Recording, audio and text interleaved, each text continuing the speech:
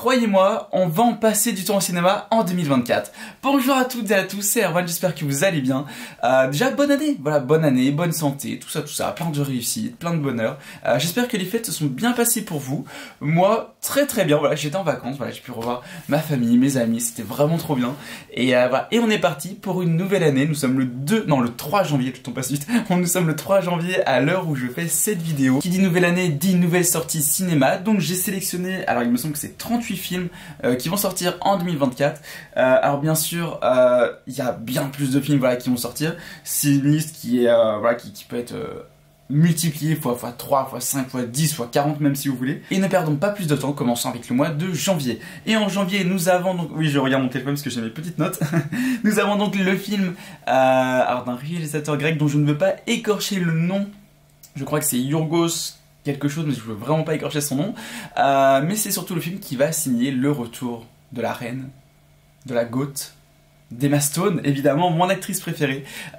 J'ai une hype monumentale pour le film parce que Emma Stone, je sais qu'il y a aussi Willem Dafoe que j'adore et Mark Ruffalo aussi que j'aime énormément. Voilà, leur travail chez Marvel y est évidemment pour quelque chose. Même si c'est des acteurs voilà, que j'ai pu voir dans d'autres programmes. Je sais absolument pas de quoi ça parle. Je sais juste que les retours sont très bons. Et pour beaucoup, le film va rafler des Oscars et Emma Stone pourrait même s'en tirer avec un deuxième Oscar, ce qui est mérité. Nous avons également le reboot, je pense, on peut dire ça comme ça, de Mean Girls ou Lolita malgré moi, qui va être une version musicale du film sorti en 2004. Un film que j'ai découvert très récemment, je l'ai vu en mois de novembre je crois. Et ça a été un gros coup de cœur.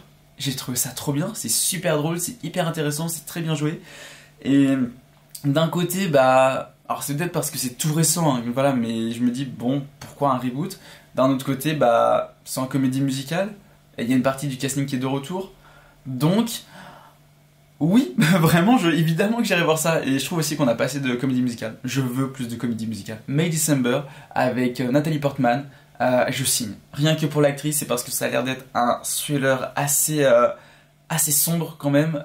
Et c'est tiré d'une histoire vraie aussi, je crois. Donc, je signe. Vraiment, j'y vais day one. Autre film aussi qui a l'air d'être assez sombre, mais très intéressant, c'est Les Chambres Rouges, un film, je crois, qui nous vient du Québec et dont j'ai entendu beaucoup de bien. Donc, je reste très curieux et voilà, malheureusement, mon cinéma ne le proposera pas. Donc, va falloir que j'aille dans un autre cinéma pour le voir. Nous arrivons ensuite en février et alors là... Il y en aura vraiment pour tous les goûts. Si vous aimez les comédies un peu barrées à la Quentin Dupieux, bah nous avons son nouveau film avec Dali qui a l'air... Ça a l'air d'être du Quentin Dupieux. Ça va être fou. J'ai trop hâte.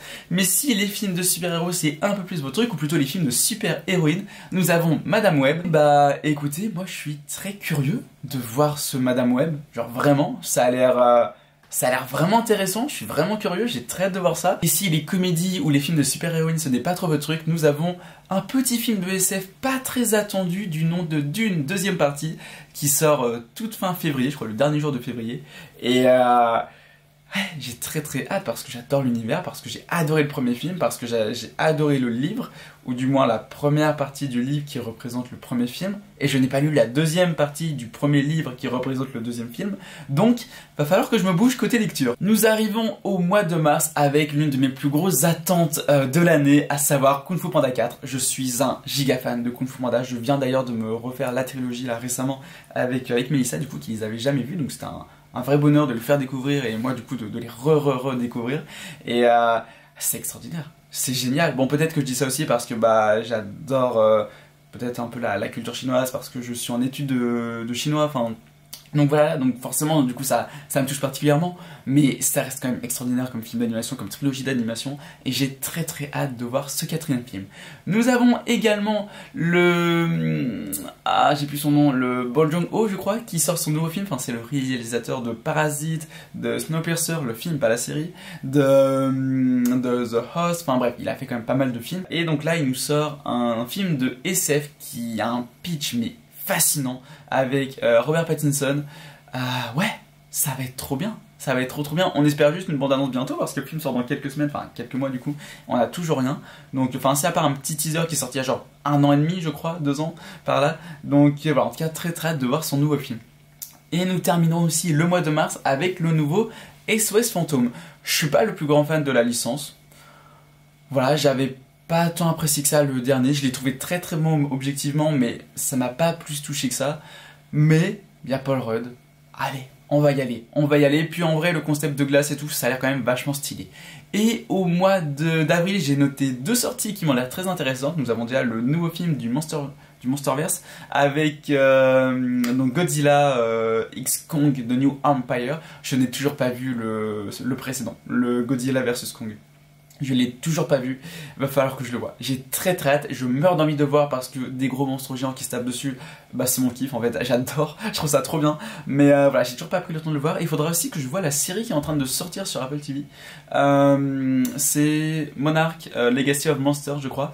Les retours, je crois, sont plutôt bons. Elle est en train de sortir là actuellement, je crois que la diffusion de la saison 1 se finit d'ici 2 semaines, je crois. Donc voilà, va falloir que je rattrape tout ça avant d'aller voir donc ce nouveau film. Et pour finir le mois d'avril, nous avons Civil War, qui est le nouveau film d'Alex Garland, je crois, si je dis pas de bêtises. C'est lui qui a fait Ex Machina, qui a fait Annihilation et qui a fait un autre film dont je ne me souviens plus le nom.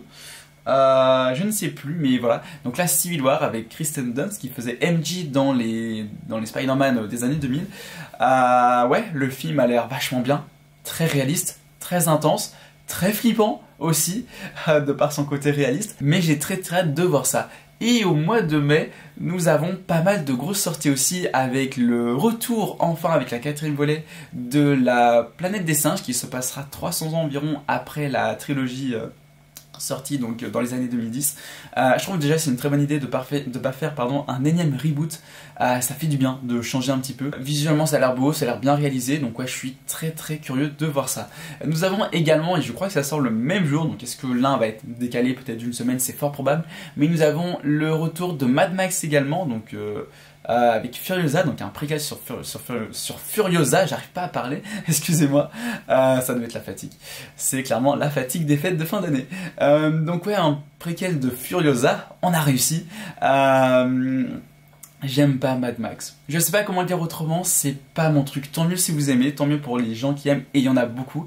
Moi juste voilà, c'est pas un univers qui me parle. Un jour, peut-être je vous ferai un avis plus global sur la saga, mais c'est vraiment pas un truc qui me parle. Par contre, je reconnais quand même que objectivement le Fury Road est excellent, notamment tout ce qui va être je sais pas, technique, cascade, tout ça, enfin visuellement, mais c'est bluffant et j'espère vraiment retrouver la même chose avec ce nouveau film. Mais ouais, non, je suis pas particulièrement hypé, si ce n'est par le casting, parce que Anya Taylor-Joy, forcément, ça m'intrigue, surtout que la voir dans ce genre de rôle, bah ouais, j'ai très envie de voir ça. Et Chris Hemsworth aussi, bah, qui a l'air mais bluffant dans son rôle de méchant, ça va trop bien lui aller, donc ouais, j'ai très hâte de voir ça. Et au mois de mai, nous avons également The Fall Guy, qui est un remake de la série L'homme qui valait 3 milliards, L'homme qui tombe à pic, je sais plus. C'est un truc comme ça, enfin bref, je sais plus, après je connais pas trop, c'est plus l'époque de mes parents, mais voilà, et donc c'est un remake avec Ryan Gosling et Emily Blunt, il me semble. Ça a l'air trop bien, je veux trop voir ça, c'est totalement le genre de film qui va me faire kiffer en fait. Et pour finir le mois de mai, nous avons John Krasinski, dont on reparlera aussi en juin, vous verrez. Donc il nous sort son nouveau film If, ou en français Blue and Company. Ça a l'air mignon, ça a l'air touchant, ça a l'air très sympa, je pense que ça va être un bon film familial. Et en plus au casting, nous avons Ryan Reynolds, nous avons Steve Carell, que des goats en fait. Le mois de juin sera un très gros mois pour les cinéphiles parce que nous avons Pixar qui fait son retour avec Vice Versa 2 et j'ai très hâte de voir ça, ça risque d'être très émouvant encore une fois. Nous avons également Ballerina, premier spin-off de la saga John Wick avec Ana de Armas, et il me semble que Keanu Reeves est confirmé au casting, je crois. Donc ouais, j'ai très hâte de voir ça. Puis il y a Norman Reedus aussi. Donc clairement, voilà, ça sera un film clairement à ne pas louper pour son casting assez corsé. Nous avons également le nouveau film de la saga Sans un bruit, donc A Quiet Place Day One. Voilà, donc John Krasinski cette fois-ci ne sera pas réalisateur, mais j'adore les Sans un bruit, ça fait vraiment partie de mes films préférés de ces dernières années. Donc clairement, j'ai très hâte de voir ça. En attendant le 3e film, donc la 3e partie, qui devrait sortir pour 2025 si rien ne change. Les Bad Boys feront aussi leur retour avec un 4e film en ce mois de juin. Toujours aucune image, aucun trailer. Bon, en même temps, voilà, il y a encore un peu de temps, mais j'ai hâte de voir ça, sachant que j'aimais beaucoup les Bad Boys. Et nous arrivons en juillet, pareil, un très gros mois avec plusieurs films que j'attends énormément, comme évidemment le seul film du MCU qui sortira cette année, Deadpool 3, un film sur lequel Marvel mise énormément.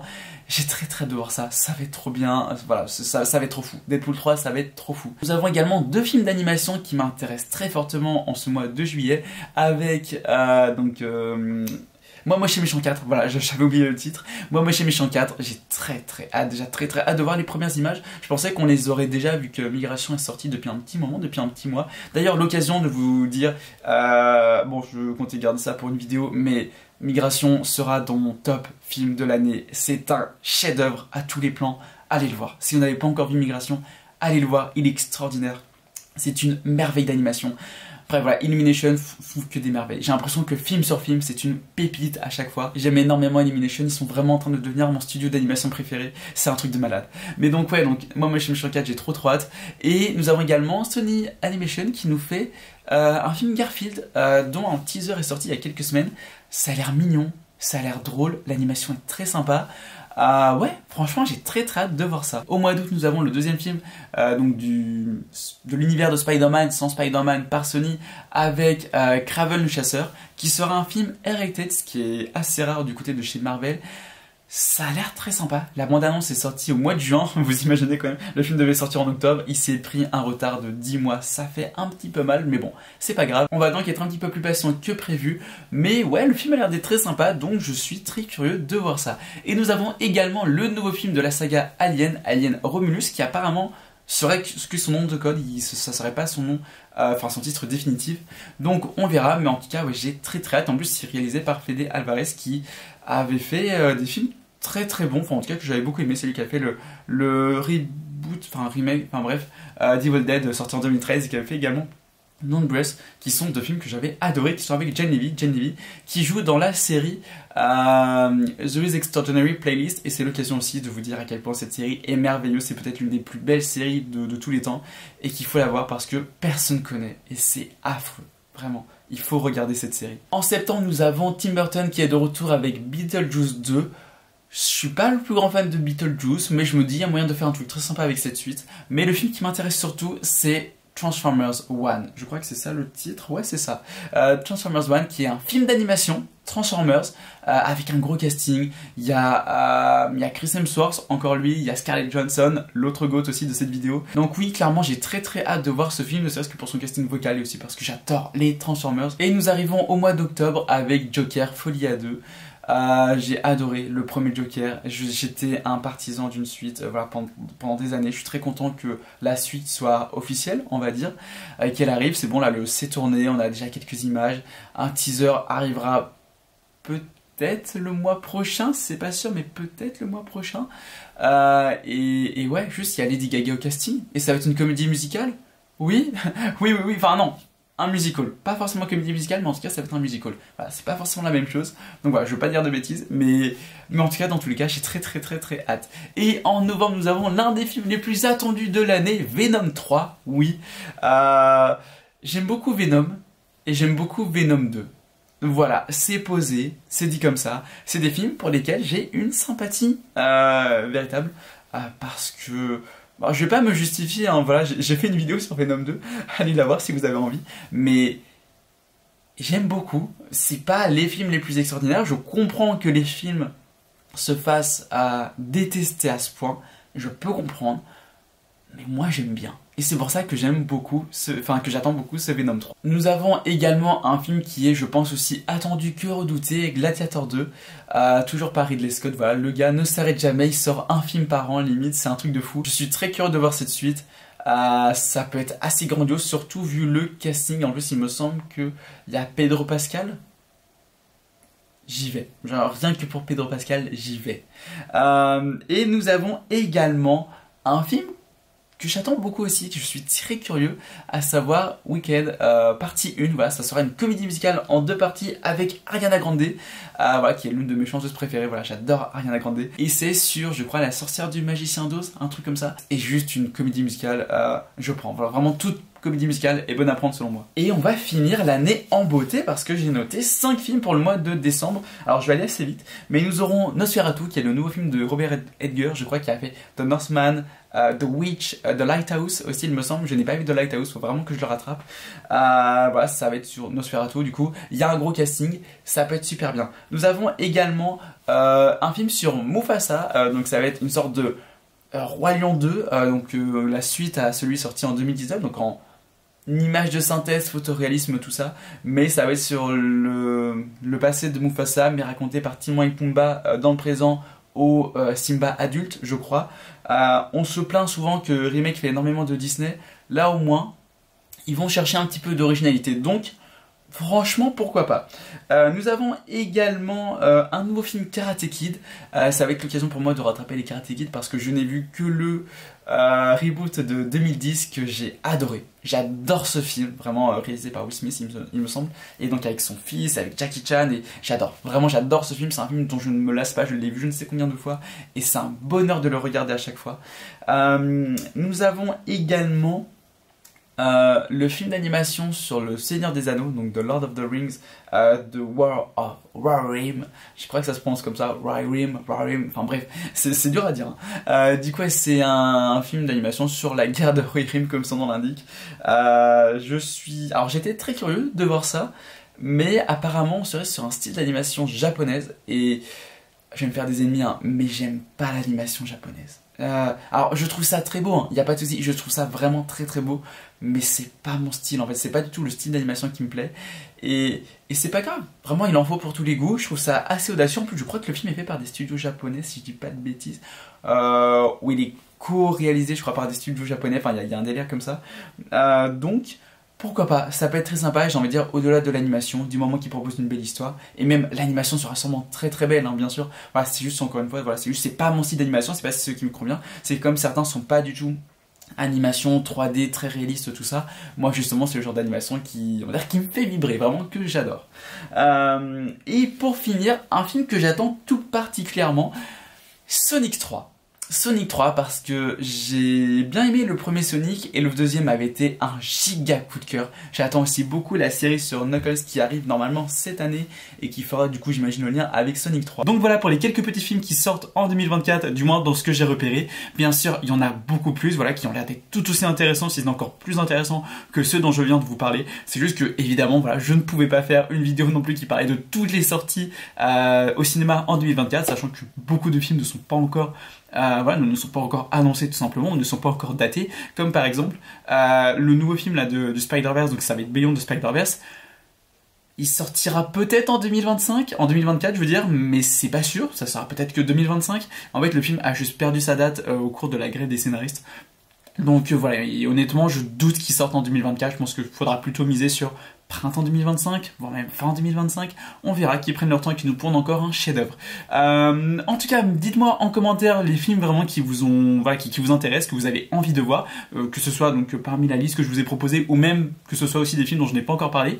Et voilà, et je vous dis à très bientôt. On se retrouve la semaine prochaine pour mes vidéos sur les tops et les flops de l'année. J'ai très hâte, ça va être très intéressant. Et sinon, comme d'habitude, n'hésitez pas à vous abonner, à partager la vidéo, à mettre un petit pouce bleu, me suivre sur Instagram, et voilà, je vous dis à très bientôt. C'était Erwan, bye.